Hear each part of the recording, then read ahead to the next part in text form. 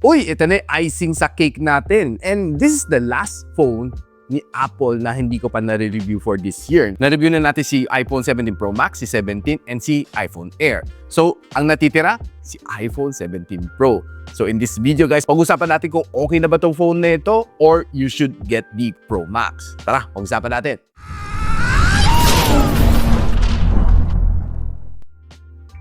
So, since nahiram ko lang naman tong phone na ito, makita mo yung mga sticker dito. So, pasensya na. So, of course, the usual, manipis ang box ng iPhone. So, don't expect a charging brick sa loob, of course. So, pagbukas natin, I have here is the color blue version.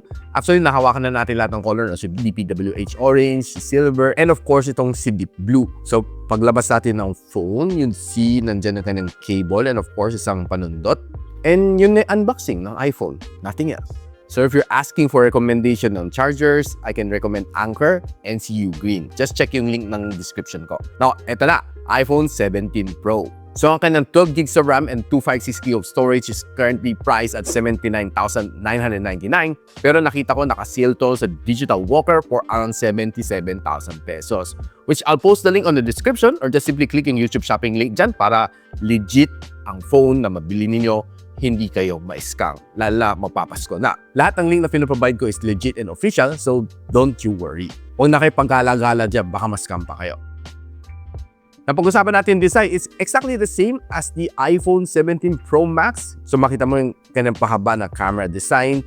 Well, it's pinaliit lang from the Pro Max. And I kinda like tong color blue, no? Actually, not bad na color blue. Sa akin, nung unang tingin ko, parang siya pinaka-the least na bibilin ko. Pero ngayon na nahawakan ko siya, parang not bad ang ganang color blue, no? Medyo mas toned down compared sa orange na masyadong matingkad and masyadong gasgasin, sabi nila. And yung white is just very conventional. Ito medyo mas pang-professional. You can bring it for casual or for mga events. Pwede ito. And what's nice dito sa kanya is hindi agaw tingin. Well, probably that's the only thing na masasabi ko dito sa kanyang color.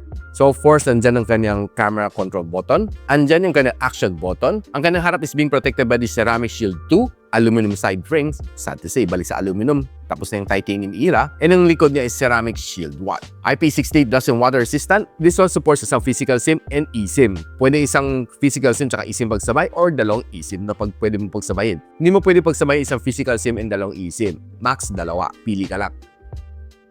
Now, on day-to-day usage, the phone nito is quite good. Well, actually, it feels a little bit better boosted from the iPhone 17 experience, and it's almost at par for me personally with the Pro Max. It's just that yung screen is a little bit smaller compared sa Pro Max. Eh, depende sa'yo, no? There are people na okay lang, compact smartphone, and there are people na mas mahilig sa mas malaki ang screen. Depende sa preference mo. Basically, lahat naman ng multitask na ginawa ko dito sa phone na ito, kayang-kaya naman i-handle. Wala naman naging problema sa kanya. It was really fun to use. And honestly, it is probably one of the phones na gusto mo ilagay sa loob ng iyong pocket kasi very snappy naman siya. And basta kailangan mo ng any apps, just swipe up, nandyan na. Pwede mo nang gamitin agad-agad. Wala siyang delays. Yun ang one thing na napansin ko sa kanya. Na nung sinalang ko to sa Antutu benchmark, this one, by the way, having a Apple na A19 Pro chip, which is exactly the same din dun sa meron ng Pro Max. And binigyan din ako ng Antutu benchmark ng 2.17 million points, which is for me, pag kinompare mo to sa mga Androids these days na Snapdragon 8 Elite Gen 5 and nasa 3.8 million points, eh parang medyo iwan nga dala ng kanyang score. But of course, at the end of the day, it depends sa user experience. Hindi ka naman gamer, more of yung experience ang habol mo on the iPhone. Eh, I'm pretty sure na powerful na itong score na ito. If you want to check out yung mga ibang benchmark na ginawa natin, pakita ko sa inyo.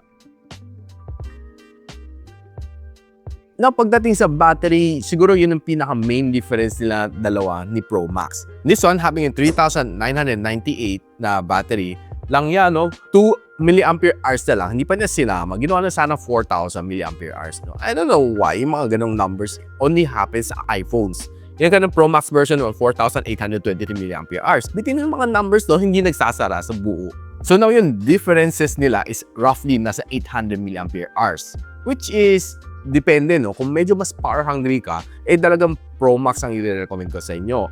But on day-to-day usage, to phone na ito, it was able to last me a whole day naman. Basta tama lang usage, hindi ka babad sa gaming, hindi ka babad sa pag-video, hindi ka rin babad sa video conferencing, video chatting, kayang-kaya naman itong phone na ito on a one whole day. Siguro if you start the day at 8 and end the day at 6, based sa experience ko na naka-data rin ako, I think nasa 26 to 27% pa naingon sa akin. That is based sa experience ko. User experience may vary, depende sa user behavior. Now, probably the only sad thing dito is wala siyang charger. So, recommend ko bumili ka ng mga U-Green or Anker charger. And this one supports only 25 watts na charging brick. So, just use any mga recommended charger ko and kahit naman mag-charge. Wireless charging support din, 25 watts. Now, kung gusto nyo makita ang complete spec sheet nitong iPhone 17 Pro, hindi ako kasing sipag ng iba na nagbabasa ng spec sheet sa harap ng camera. Eto na, pakita ko sa inyo. Post na lang.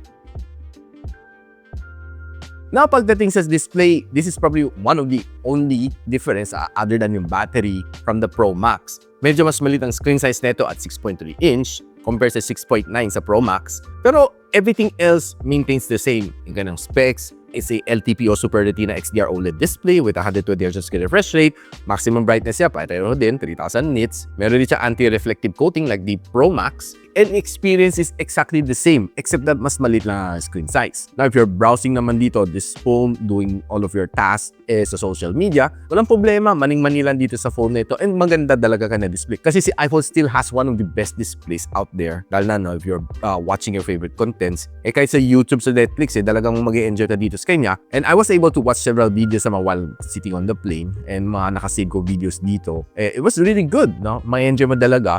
And if you happen to have the Apple AirPods Pro 3, i-pair mo dito, ang ganda. Very immersive na ng sounds. Now, talking about sounds, check lang natin ang kanang sounds coming from this phone using its loudspeaker.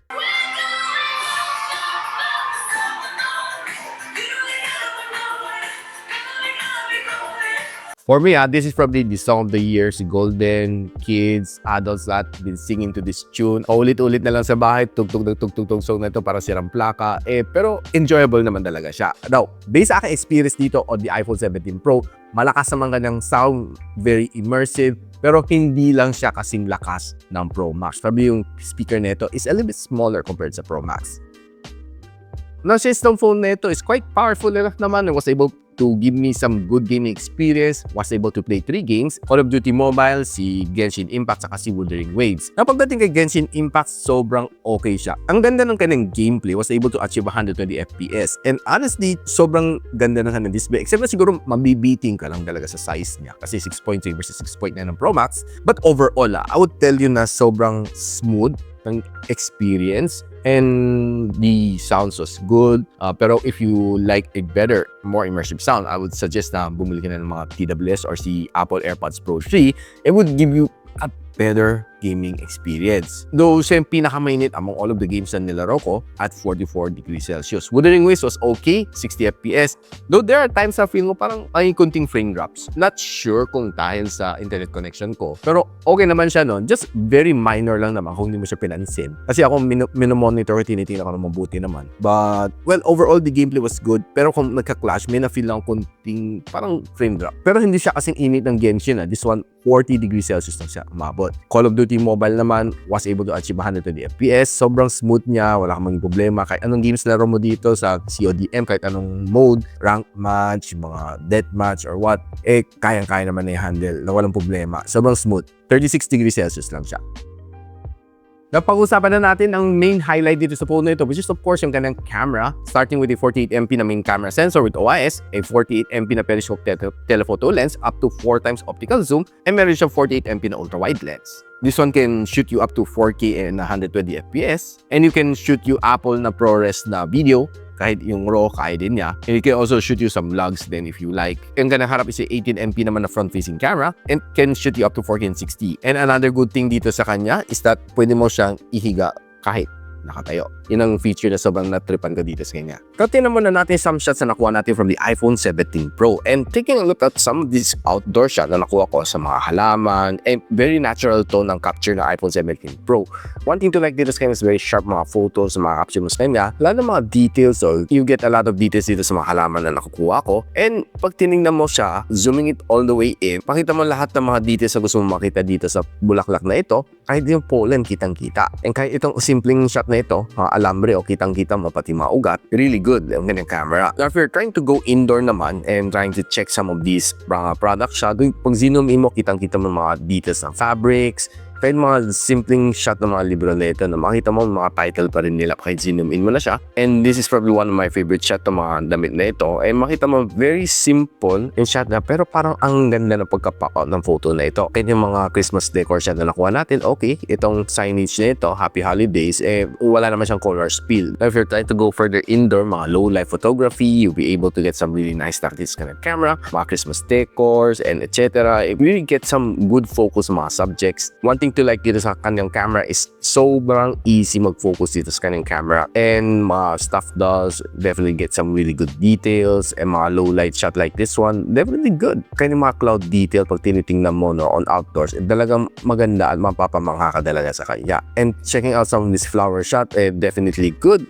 Maganda yung mga details makikita mo dito sa kanya. And pati itong mga Christmas decor shot na ito no, on outdoors, talagang ang ganda ng kuha niya kahit madilim na. Now, if you're trying to use yung kind of front-facing camera, definitely good. Wala kang maging problema. And it's definitely bound to perform dahil iPhone still has one of the better na front-facing camera out there in the market until today. And nevertheless, I don't expect anything less sa kind of front-facing camera. Be it low light or magandang lightings, definitely you get some really good snaps sa kanya. Now, here's a sample ng video ko using the front-facing camera. Right now, hawak natin ang iPhone 17 Pro and using its front-facing camera, shooting at 4K and 60. Well, very sharp ang ganang video as expected.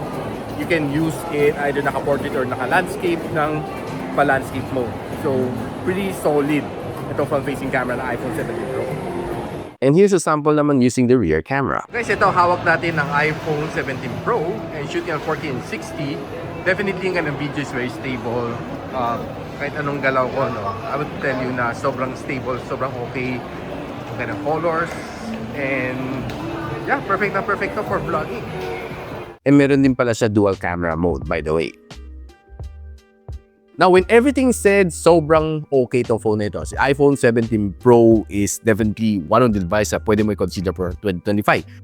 Regalo mo sa sarili mo, regalo mo sa parents mo, regalo mo sa asawa mo, loved ones mo. Huwag lang kay kabit, okay? Pero at the end of the day, I would say na for me, medyo mas hindi ako into mga compact na smartphones kasi medyo mas gusto ko mga bigger screen. Pero overall, yung kind of performance is definitely good. Hindi lang kasing tagal ng Pro Max ang kanyang battery, but it can still last you a whole day. Walang problema. Except na pag medyo mas power hungry ka, talagang kailangan mo magbibit ng power bank. Now, would I recommend si 17 Pro? Of course, yes. But depende sa inyo. Kung medyo mas pitin ka sa screen size niya, medyo mas power hungry ka, I would highly recommend si Pro Max sa inyo. Now, if you like this video, guys, and if you know anyone na naghanap ng iPhone for this Christmas or probably next year, don't forget to recommend this video to them. And of course, ina-encourage kayo to like, subscribe dito sa aking channel so you don't miss out mga video just like this one. So, pare, hanggang dito muna ako and I'll see you on my next video. Peace out. And so, ako para si Richmond and you're watching Gadget Sidekick. Like and subscribe to my channel. Don't forget to hit that notification bell. For one of my latest uploads, click the dito. And for one of my popular uploads, click here.